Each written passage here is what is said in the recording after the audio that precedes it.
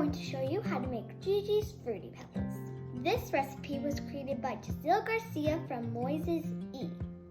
Molina High School in Dallas ISD.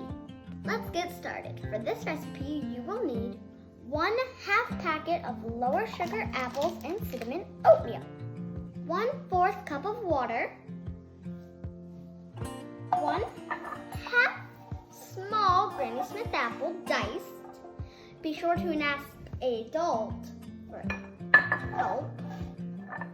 You'll also need a tablespoon of crunchy apple chips, 1 teaspoon of 50% less sugar dried cranberries,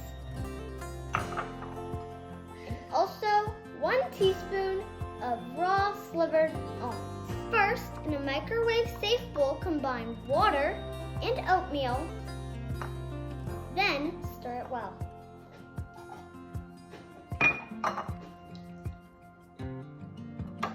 And stir it well. Smells good.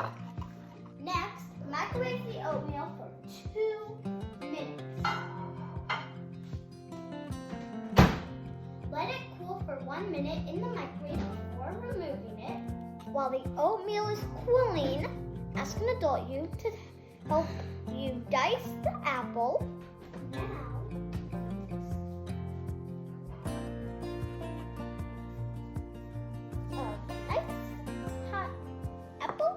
cinnamon oatmeal. Next, add the diced apples,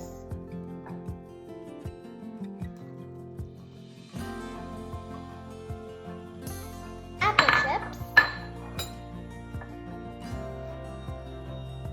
cranberries, and almonds to the oatmeal mixture. Stir it all together.